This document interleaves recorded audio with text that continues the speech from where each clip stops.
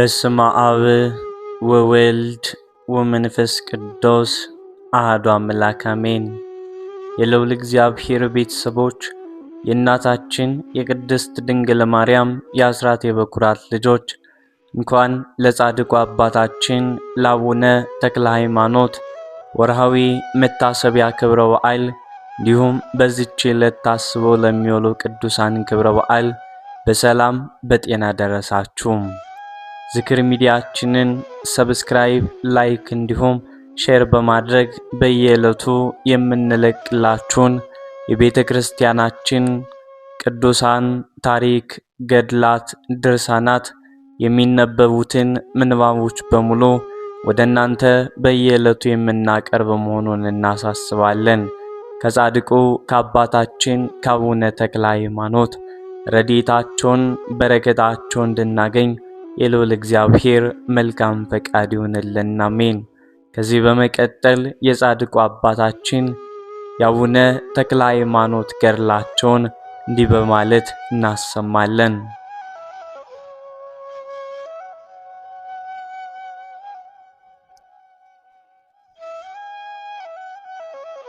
በኢትዮጵያ ምድር ካበሩት ታላላቅ የሃይማኖት ፀሐዮች መካከል መላእክትን መስለው በቅድስና የኖሩትና ለሀገሪቱ የብርሃን ምሰሶ የሆኑት አቡነ ተክለ ሃይማኖት ቀዳሚውን ስፍራ ይይዛሉ።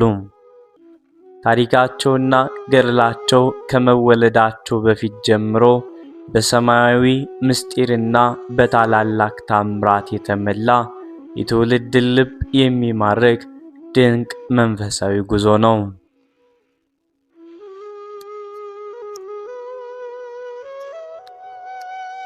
የአባታችን የአቡነ ተክለ ሃይማኖት ታሪክ የሚጀምረው ከወላጆቻቸው ጽኑ እምነትና ተጋድሎ የተነሳ ነው። አባታቸው ጸጋ ዛብ ይባላል። እርሱም በሸዋ ክፍለ ሀገር በተለይ ዘወረሬ ደብረ ጽላልሽ በሚባለው ስፍራ ስመጥሩ ካህንና የእግዚአብሔር ታማኝ አገልጋይ ነበር። እናታቸው እግዚአርያ ትባላለች። ስሟ እንደሚያመለክተው የእግዚአብሔር ምርጥ የሆነች በደግነቷና በምጽዋቷ በአገሩ ሁሉ የተመሰከረላት ታላቅ ሴት ነበረች።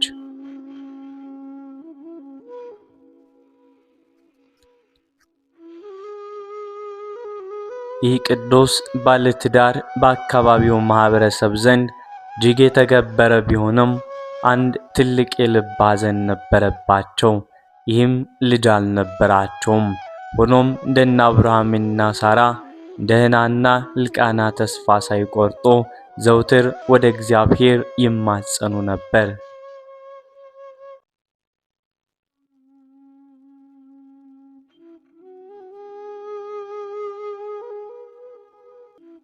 በዚያ ዘመን በ13ኛው ክፍለ ዘመን አጋማሽ የነበረው የዳሞቱ ንጉሥ ሞተሌም የሚባለው ገዢ ክርስቲያኖችን የሚያሳድድና ጣዖት የሚያመልክ ጨካኝ ንጉሥ ነበር።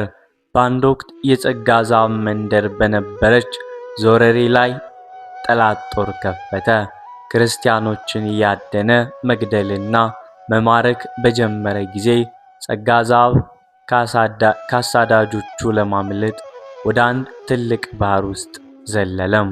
እግዚአብሔርም በታላቅ ታምር በውሃው ውስጥ እንደ ደረቅ ምድር ሰውሮት ሕይወቱን አተረፈለት።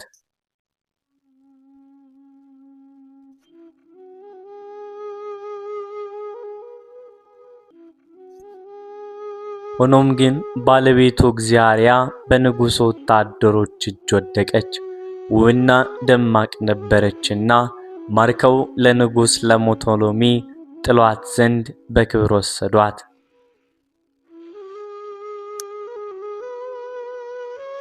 እግዚአርያ ወደ ንጉሡ ቤተ መቅደስም ስትደርስ ንጉሡ በውበቷም ተማርኮ ሊያገባት ወሰነ። የሰርግ ልብስ አልብሰው ሽቶ ቀብተው ለንጉሡ አዘጋጇት። ነገር ግን እግዚአርያ የክርስቶስን አምላክነት የምታምን የንጽህና ምሳሌ ነበረችና ልቧ በእንባም ተመልቶ ወደ ቅዱስ ሚካኤልና ወደ እናታችን ድንግል ማርያም ይማጸኑ ነበር። ንጉሥ ሞተለሚ ሊቀርባትና ሊነካት እጁን በዘረጋም ጊዜ ድንገት በቤተ መንግሥቱ ውስጥ አስፈሪ መብረቅና ነጎድጓድ ሆነ። ምድሪቱ ክፉኛም ተናወጠች። የንጉሡም እጅ ሽባ ሆኖ ቀረ። በዚያ ድንጋጤና ግርግር መሃል የታላቁ መልአክ የቅዱስ ሚካኤል ክንፍ ወረደና እግዚአብሔርን ሰውሮ በአየር ላይ እየበረረ ወሰዳት።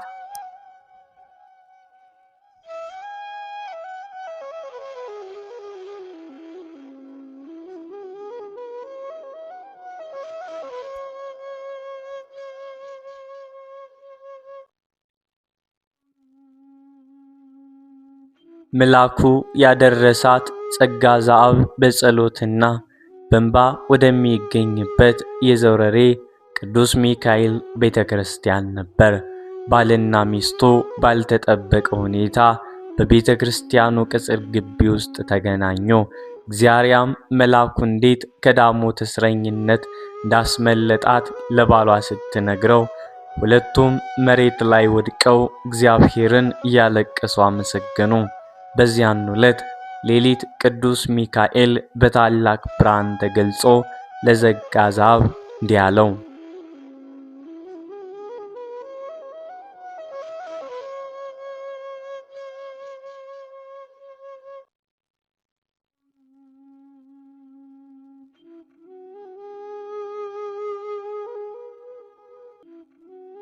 ጸጋ ዘአብ ሆይ አትዘን፣ ማኅፀኖ የተባረከ ነው።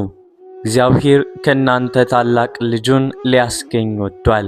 እርሱም በምድር ላይ የጽድቅ ፍሬን የሚያፈራ ለኢትዮጵያ ብቻም ሳይሆን ለዓለም ሁሉ የሚተርፍ የመንፈስ ቅዱስ ብርሃን የሚሆን አጋንንትን የሚያሳድድና ብዙ ነፍሳትን ወደ መንግሥተ ሰማያት የሚመራ ታላቅ ቅዱስ ይሆናል አለ።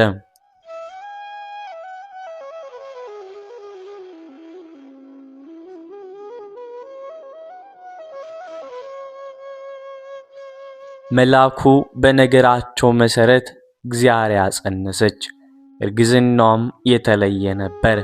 ምንም አይነት ሕመም ወይንም የሰውነት መክበድ ሳይሰማት በሰላምና በደስታም 9 ወር ከ5 ቀን መላት። በታኅሳስ 24 ቀን በግዕዙ ታኅሳስ 24 ምድሪቱ በበረከት በመላችበት ዕለት ታላቁ ሕፃን ተወለደ። በተወለደ ጊዜ ቤቱ በሰማያዊ መዓዛና በብርሃን ተመላ።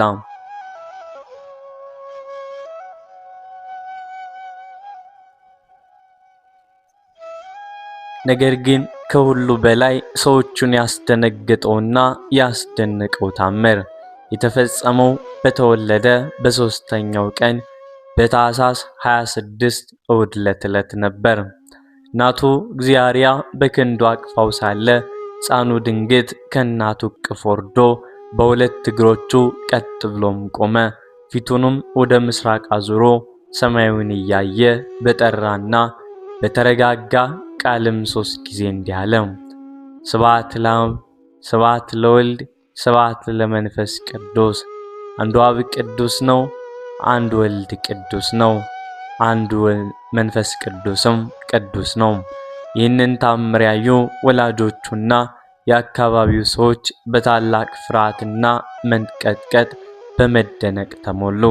ገና በ3 ቀኑ ቅድስት ሥላሴን ያመሰገነ ሕፃን አይተው አያውቁምና ወላጆቹም እግዚአብሔር ለሰጣቸው ታላቅ የደስታ ስጦታ ምስጋና ይሆን ዘንድ ስሙን ፍስሐ ጽዮን የጽዮን ደስታ ብለው ሰየሙት።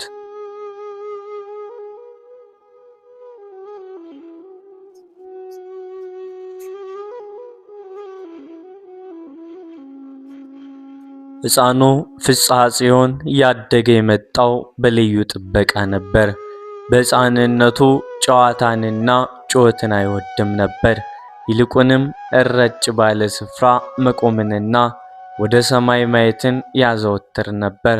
ፍስሐ ጽዮን ገና ለአቅመ አዳም ሳይደርስ በአገሪቱ ላይ ታላቅ የድርቅና የረሃብ ዘመን መጣ። ምግቡና እህሉ ሁሉ ተሟጠጠ። በአንድ ወቅት እግዚአብሔር ለቤተ ክርስቲያን መባ የሚሆንና ለቅዱስ ሚካኤል በዓል ለሚመጡ እንግዶች የሚቀርብ እንጀራ ቅቤ አጥታ በቤቷ ውስጥ ብቻዋን ቁጭ ብላ በምሬት ታለቅስ ነበር። ሕፃኑ ፍስሐ ጽዮን እናቱ ስታለቅስ አይቶ ወደ እርሷ ቀረበና እንባዋን አበሰላት። ከዚያም በትንሽ እጆቹ ባዶ የነበረውን የቅቤ ማሰሮና እህል የሌለበትን የመሶብ ጠርዝ ዳሰሰው። በዚያኑ ቅጽበት በአምላክ ኃይል ማሰሮው ጥራት ባለው ቅቤ መልቶ ፈሰሰ። መሶቡም እጅግ በሚያምርና በሚያውድ ነጭ እንጀራ ተመላ። እናቱ ይህንን ስታይ በደስታ ጮኸች። ከዚህ በረከት የተነሳም አካባቢው ካለው ረሃብ ተረፈ። የተረፉ ድሆችንም ሁሉ ተመገቡ። ሕፃኑም የተረፈውን እንጀራ ራሱ በትንሽ እጆቹ ለምስኪነኞችም ያድል ነበር።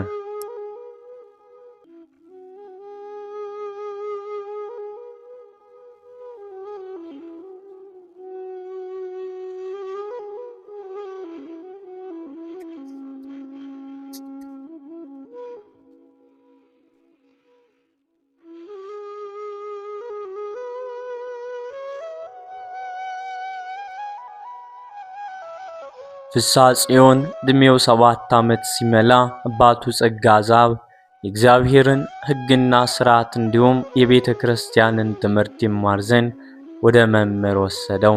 በዚያ ዘመን ትምህርት ረጅም ጊዜና ጽኑ ትጋትን የሚጠይቅ ነበር። ነገር ግን ፍስሐ ጽዮን ከመንፈስ ቅዱስ የተሰጠው ልዩ የማስተዋልም ጸጋ ነበረው። መምህሩ የአማርኛ እንዲሁም የግዕዝ ፊደላትን በአንድ ቀን ሲያሳየው፣ እርሱ ግን በመንፈስ ቅዱስ ገላጭነት ሁሉንም ፊደላት ወዲያውኑ አነባቸው። ሌሎችም ሕፃናት በብዙ ወራትና ዓመታት የሚያጠኑትን ታላቁን መዝሙረ ዳዊትን፣ የነቢያትን ጸሎትና የሰሎሞንን ጥበብ በጥቂት ቀናት ውስጥ በቃሉ አጥንቶ አጠናቀቀ።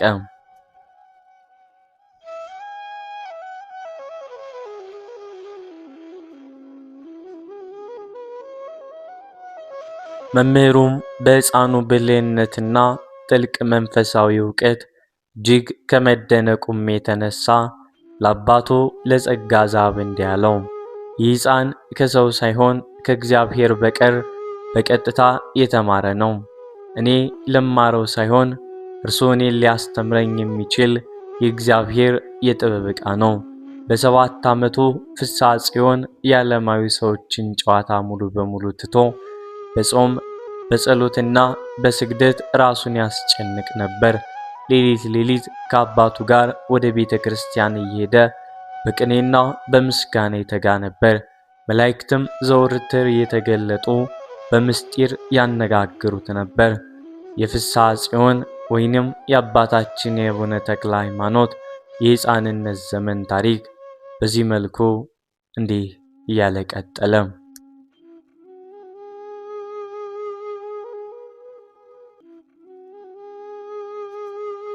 ፍስሐ ጽዮን በአምላካዊ ጥበብና በንጽህና እያደገ ሄደ።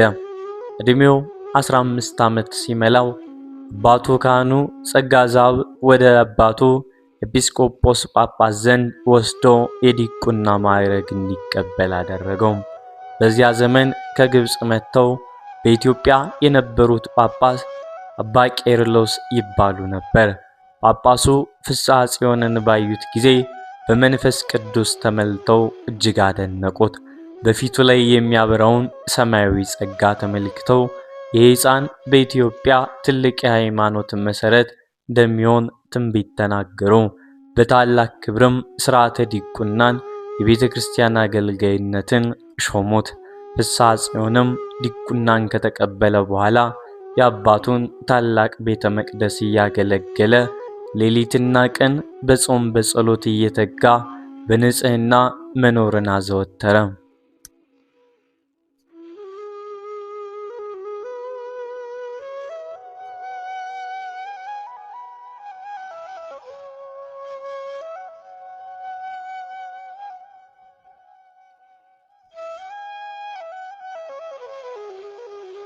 ፍስሐ ጽዮን ገና ወጣት ሳለ እንደ ዘመኑ ወጣቶች አልፎ አልፎ ከአባቱ አገልጋዮችና ከጓደኞቹም ጋር ወደ ጫካ ላደን ይወጣም ነበር። ይህ አደን ግን ሥጋዊ እንስሳትን ለመግደል ሳይሆን ሰማያዊው አምላክ የሰዎችን ነፍስ ከዲያብሎስ ወጥመድ የሚያድንበት የነፍስ አዳኝ ሊያደርገው የፈቀደበት ምክንያት ነበር። በአንዲት ዕለት ፍስሐ ጽዮን ወፎችንና አራዊትን ለማደር ዱርም ገባ። ከጓደኞቹ ተለይቶ ወደ ጫካው በጥልቅ በገባም ጊዜ ድንገት በዙሪያው ያለው ተፈጥሮ ጸጥ ረጭ አለ። የጫካው ግርማም ተለወጠ፣ የወፎቹ ዜማ ቆመ። በዚያን ቅጽበት ከሰማያት በላይ የሆነ ድንቅ ብርሃን በጫካው ውስጥ በራ። ያ ብርሃን የፀሐይ ኃይል የሚያስንቅ ዓይን ሊቋቋመው የማይችል ታላቅ መለኮታዊ ግርማም ነበር።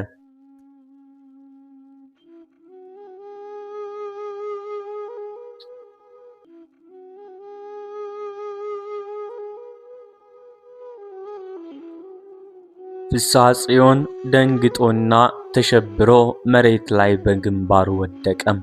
በዚያ ጊዜ ክቡርና ጣፋጭ የሆነ ሰላምን የተመላ ድምፅ ከብርሃኑ ውስጥ እንዲህ ሲል ተጣራ። ፍስሐ ጽዮን ሆይ ካሁን በኋላ ምድራዊ አራዊትንና ወፎችን የምታድን አዳኝ አትሆንም። ከዛሬ ጀምሮ የሰዎችን ነፍሳት ከዲያብሎስ ወጥመድ የምታድን የጠፉትን በጎች ወደ እቅፍ የምትመልስ ሰማያዊ አዳኝ አደርግሃለሁ። ፍስሐ ዮሐንስ እየተንቀጠቀጠ ቀና ብሎ ሲመለከት በኪሩቤልና በሱራፌል ታጅቦ በግርማ መለኮቱ የከበረው ጌታችን መድኃኒታችን ኢየሱስ ክርስቶስን አየው። ጌታችንም ፍስሐ ጽዮንን ባረከው፣ ወደር የሌለው ኃይልና መንፈሳዊ ሥልጣንን አሳደረበት፣ ሥልጣንም ሰጠው።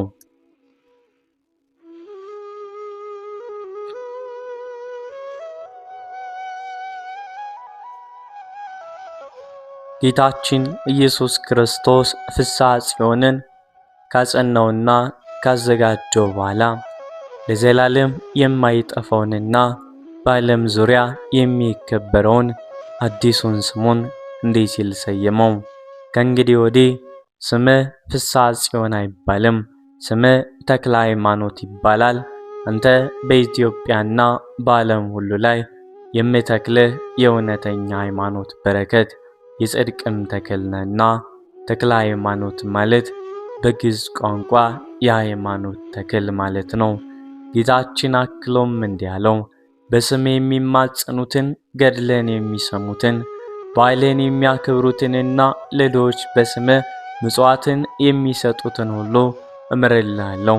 ከቅዱሳን አባቶቼ ከአብርሃም ከይስሐቅና ከያዕቆብ ጋር በመንግሥተ ሰማያት አሳርፋቸዋለሁ። ይህንን ተስፋ ሰጥቶት ጌታችን በታላቅ ምስጋና ወደ ሰማያት አረገ።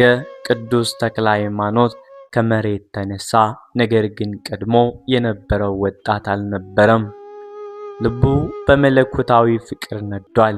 ዓይኖቹ የመንፈስ ቅዱስ ብርሃን ያንጸባርቃሉ። ሙሉ አካልም በአምላክ ኃይል ተሞልቷል።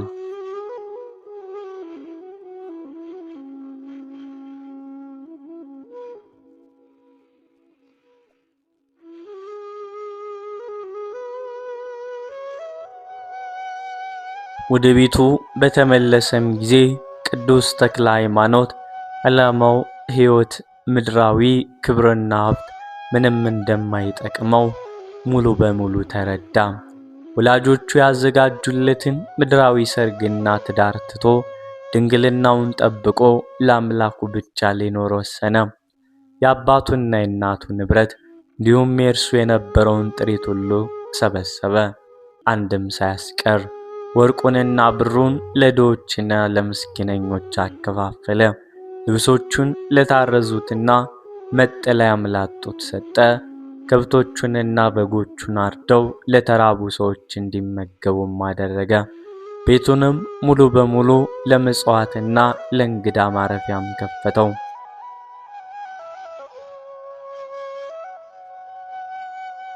ጓደኞቹና ዘመዶቹ ሀብትን ለምን ታባክናለህ እያሉ ቢወቅሱትም እርሱ ግን ፈገግ ብሎ እኔ በሰማይ የማይጠፋ ብልና ዝገት የማይበላው ታላቅ ሀብት አግኝቻለሁ ይላቸው ነበር። ራሱን ፍጹም ድሃና ምንዳዌ እንዲሁም ምንም የሌለው አድርጎ መስቀሉን በትከሻው ላይ ተሸክሞ የወንጌልን ብርሃን ለዓለም ለማብራት ተነሳ። ምን አይነት መታደል ነው! ምን አይነት ሕይወትን ራስን አሳልፎ መስጠት ነው! በረከቱ ይደርብን። ቅዱስ ተክለ ሃይማኖት ንብረቱን ካደለም በኋላ እግዚአብሔር መንፈስ እየመራው ወደ ሸዋና ወደ አካባቢው አረማውያን ጣዖት አምላኪዎች መንደርም ተጓዘ። በዚያ ዘመን ሰዎች ዛፍን፣ ድንጋይንና ወንዝን ያመልኩ ነበር። አጋንንትንም በሰዎች ላይ እየተገለጹ ክፉኛ ያሰቃዩአቸው ነበር። ቅዱስ ተክለ ሃይማኖት ግን ጌታ በሰጠው ስልጣን አጋንንት በሰው ላይ ሆነው ሲጮሁ በኢየሱስ ክርስቶስ ስም እያስያዘ ያሳድዳቸው ነበር። ዕውራንን ያበራ፣ አንካሶችን ያበረታ፣ በጭንቅ ላይ የወደቁትን በጸሎት ይፈውስ ነበር።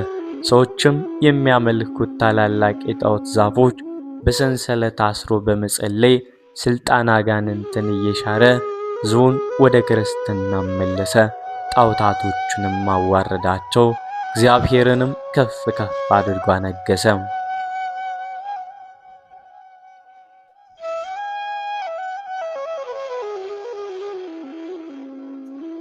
ሕዝቡም የእርሱን ታላቅ ታምርና አምላካዊ ኃይል እያዩ ጣዖቶቻቸውን እየሰበሩ የተክለ ሃይማኖት አምላክ እውነተኛ አምላክ ነው እያሉ በሺዎች የሚቆጠሩ ሰዎች በአብ በወልድ በመንፈስ ቅዱስ ስም ተጠመቁ። የኢትዮጵያ ምድርም በአዲሲቱ የሃይማኖት ተክል አማካኝነት ከጨለማ ወደ ብርሃን መሻገር ጀመረች። የአቡነ ተክለ ሃይማኖት ሐዋርያዊ አገልግሎት እንዲህ እየቀጠለ እየተስፋፋም ሄደ።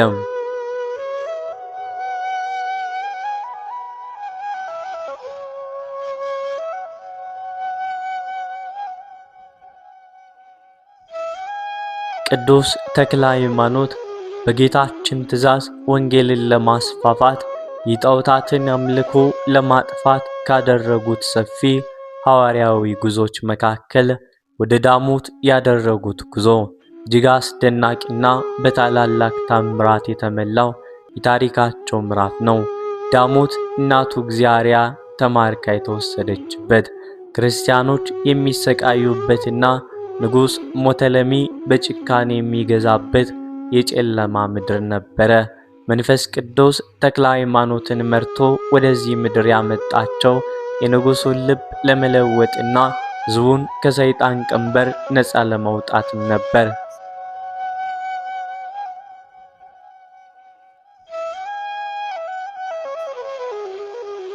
ቅዱስ ተክለ ሃይማኖት ወደ ዳሞት ምድር በገቡም ጊዜ ሕዝቡ እግዚአብሔርን ትቶ ካርካር የተባለውን ታላቅ ጣዖትና በጭካ ውስጥ የሚኖር አስፈሪ ዘንዶም ያመልክ ነበር። ንጉሥ ሞተለሚም ለዚህ ጣዖት ሰዎችንና ከብቶችን እየሰዋም ያቀርብ ነበር። ቅዱሱ አባት በቀጥታ ሕዝቡ ወደሚሰበሰብበትና ጣዖቱ ወደሚመለክበት ስፍራም ሄዶ የጣዖታቱ ካህናትና አምላኪዎች ፊት ለፊት በመጋፈጥ እንዲህ አሉ።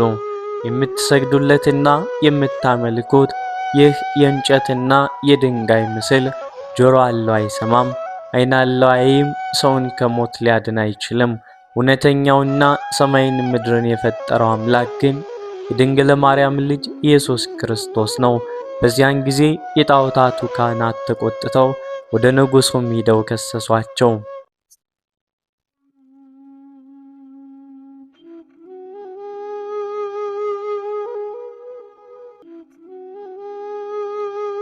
ንጉሡ ሞተለሚም የአባቶቻችን አምላክ የሰደበውን ይህንን እንግዳ አምጡት ብሎ ወታደሮቹን ላከ። ቅዱስ ተክለ ሃይማኖት በንጉሡ ፊት በቆሙ ጊዜ ግን ምንም አልደነገጡም። ይልቁንም የክርስቶስን አምላክነት በድፍረት መሰከሩ። ንጉሥ ሞተለሚ ቅዱስ ተክለ ሃይማኖትን ለማስፈራራትና ለመግደል ብዙ መንገዶችን ሞከረ። የጦር መወርወር። ንጉሡ በቁጣ ተመልቶ ረጅም የተሳለ ጦር ወስዶ በቀጥታ ወደ ቅዱስ ተክለ ሃይማኖት ደረት ወረወረው። ነገር ግን ጦሩ ቅዱስ ላይ ሲደርስ እንደ ሰም ቀለጠ፣ መሬት ላይም ወደቀ። ንጉሡና ወታደሮቹ ይህን ሲያዩ ክፉኛም ደነገጡ። ንጉሡ ወታደሮቹን አዞ ቅዱስ አባታችን ተክለ ሃይማኖትን እጅና እግራቸውን አስሮ እንዳይመለስ ወደ አንድ እጅግ ጥልቅና አስፈሪ ገደል ውስጥ እንዲጥሏቸው አደረገ። ነገር ግን የእግዚአብሔር መልአክ ቅዱስ ሚካኤል በክንፎቹ ተቀብሎ ከገደሉ በሰላም አወጣቸው። ወታደሮቹም ወደ ቤተ መንግሥቱ ሲመለሱ ቅዱስ ተክለ ሃይማኖት ቀድመዋቸው በንጉሡ ዙፋን አጠገብ ቆመው ወንጌልን ሲሰብኩ አገኟቸው።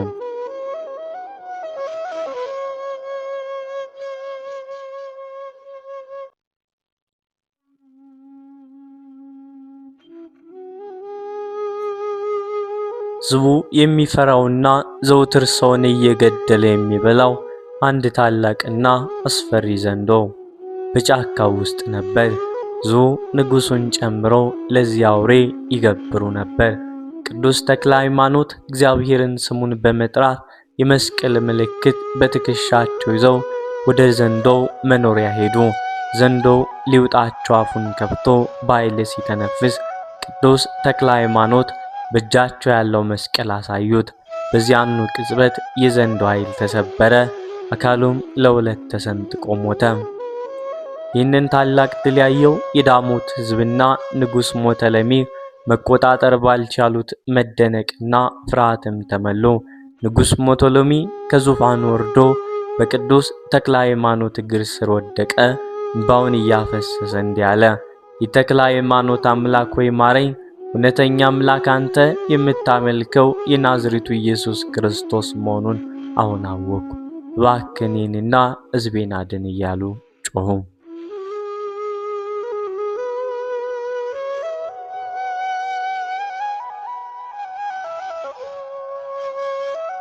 ንጉሡ ሞተለሚ ፍጹም ንስሐ ከገባ በኋላ ቅዱስ ተክለ ሃይማኖት የክርስትናን ትምህርት አስተማሩት።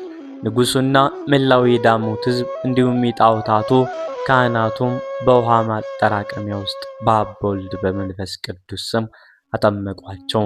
ስሙንም ዮሐንስ ተብሎ ተሰየመ። በአገሪቱ የነበሩት የጣዖታት ማዕከላት በሙሉ ፈረሱ። በምትካቸው የእግዚአብሔር ምስጋና የሚሰማቸው አብያተ ክርስቲያናቶች ተሰሩ። ቀድሞ ክርስቲያኖች ያሳድድ የነበረው ምድር አሁን የቅድስናና የእውነተኛ ሃይማኖት መፍለቂያ ሆነ። ብዙ ቅዱሳኖችን አፈሩ።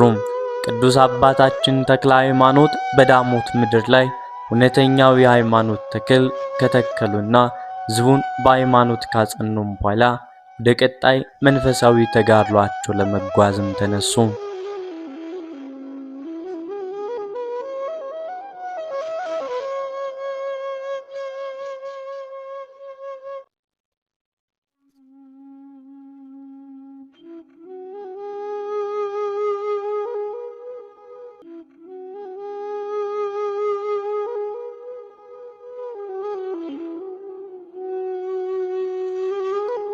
በዋሻው ውስጥ በቀኝ እግራቸው ብቻ ቀጥ ብለው ለ7 ዓመታት ከጸለዩ በኋላ እግራቸው ተቆርጦ ቢወድቅም የታላቁ ጻድቅ አቡነ ተክለ ሃይማኖት መንፈሳዊ ተጋድሎ አልቆመም።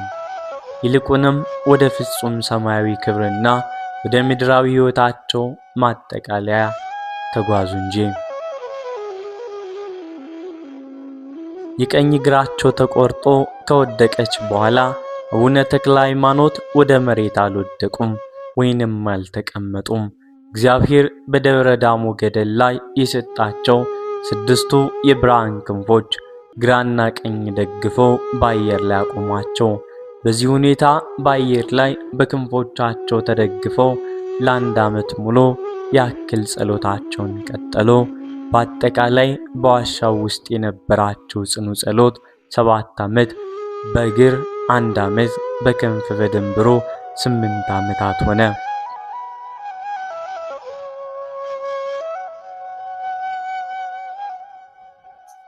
ይህን አይነቱ ተጋድሎ ከሰው ልጆች አቅምና ተፈጥሮ በላይ የሆነ መላእክትን እንኳ ያስደነቀ ፍጹም ሰማያዊ ሕይወት ነበር። 8 ዓመታት ሲፈጸሙና የአባታችን የቅድስና ጉዞ ወደ ማጠቃለያው ሲደርስ የዋሻው ጨለማ ድንገት ተገፎ ሰማያዊ ብርሃን በራ። ጌታችን መድኃኒታችን ኢየሱስ ክርስቶስ በታላቅ ግርማ መለኮት ከቅድስት እናቱ ከድንግል ማርያምና ከብዙ ሺህ ቅዱሳን መላእክት ጋር ወደ ዋሻው ወረደ። ጌታችንም አቡነ ተክለ ሃይማኖትን በፍቅርና በክብር አይቶ እንዲህ አላቸው። ታማኝና ቅዱስ አገልጋዬ ተክለ ሃይማኖት ሆይ ሰላም ላንተ ይሁን። ተጋድሎን ፈጽመሃል፣ የሃይማኖትንም ሩጫ ጨርሰሃል። አሁን ካንተ የተለየችውን እግርህን ወደ አካልህ እመልስልሃለሁ። በሰማያዊ መንግሥቴም የከበረ የብርሃን አክሊልን አጎናጽፍሃለሁ።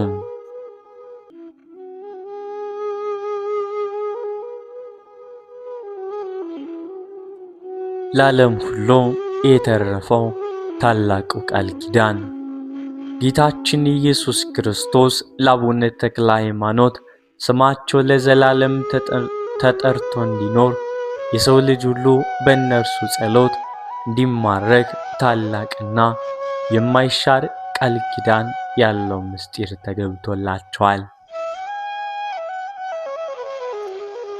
ስምህን የጠራውን ገድልህን የጻፈውን ያነበበውንና የሰማውን ሁሉ ምርልሃለሁ።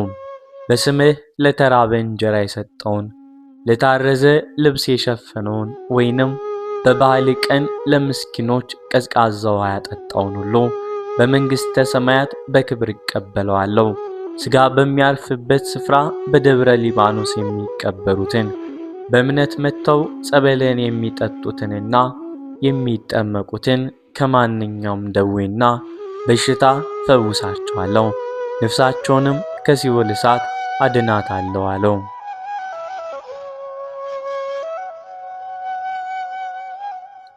አቡነ ተክለ ሃይማኖት ይህንን ሰፊ ቃል ኪዳን ከጌታቸው ከተቀበሉ በኋላ ልባቸውን በሰማያዊ ደስታ ተሞላ። አባታችን አቡነ ተክለ ሃይማኖት በምድር ላይ የ99 ዓመት ከ8 ወር ከ7 ቀን ዕድሜ ሲኖራቸው በታላቅ ቅድስናና በወንጌል አገልግሎት ደክመው በነሐሴ 4 ቀን በሰላም አረፉ። በሚያርፉባት ቅጽበት ነፍሳቸውን ለመቀበል ቅዱሳን መላእክት በምስጋና ዋሻቸውን መሉት። የምድር ፍጥረታትና ደቀ መዛሙርቶቻቸው ታላቁን አባታቸውንና መሪያቸውን በማጣታቸው ክፉኛ ለቀሱ። ነገር ግን ሰማያትን በአዲሱ ቅዱስ መምጣት በደስታ ተመሉ። ነፍሳቸውን በክብር ወደ ገነት አረገች። አቡነ ተክለ ሃይማኖት በሥጋ ቢለዩንም በመንፈስና በጸሎት ግን ከኢትዮጵያ ሕዝብና ከክርስቲያኖች ሁሉ ጋር ለዘላለም ጸንተው ይኖራሉ። ሥጋቸው ያረፈበት ታላቁ የደብረ ሊባኖስ ገዳም ዛሬም ድረስ በየዓመቱ በሚሊዮን የሚቆጠሩ ምዕመናን የሚሳለሙበት፣ የታመሙት የሚፈወሱበትና በረከትን የሚያገኙበት ታላቅ ቅዱስ ስፍራ ነው። በዋሻቸው ስር የሚፈልቀውና እግራቸው ከተቆረጠበት ደም የተነሳ የተባረከው ቅዱስ ጸበል ዛሬም ድረስ ዕውራንን የሚያበራ፣ አንካሶችን የሚያበረታ፣ በአልጋ ላይ የወደቁ በሽተኞችን የሚፈውስ ድንቅ የአምላክ ጸጋ ምልክት ሆኖ ይገኛል። ገና በ3 ቀናቸው ሥላሴን ከማመስገን ጀምሮ የዳሞቱን ጨለማ በወንጌል ብርሃን እስከመለወጥ በደብረ ሊባኖ 6 ክንፍ እስከ ማብቀል በደብረ ሊባኖስ ዋሻ ውስጥ በአንድ እግር እስከ 7 ዓመት መጸለይ የተፈጸመው የአቡነ ተክለ ሃይማኖት ታሪክ የእምነት፣ የጽናት፣ የፍቅር፣ የታላቅ መስዋዕትነት ምስጢር ነው። የጻድቁ አባታችን አቡነ ሀብተ ማርያም በረከታቸው፣ ረድኤታቸው፣ ቃል ኪዳናቸው ከሁላችን ጋር ለዘላለም ጸንቶ ይኑር አሜን። አቡነ ዘበሰማያት በማለት የሰማነውን በልቦናችን እንዲያውልብን እንዲያሳድርብን እኛም የአባታችን ፍሬ እንድንለቅም በረከታቸው እንዲያድርብን አቡነ ዘበሰማያት በማለት ጸሎታችንን እናሳርግ።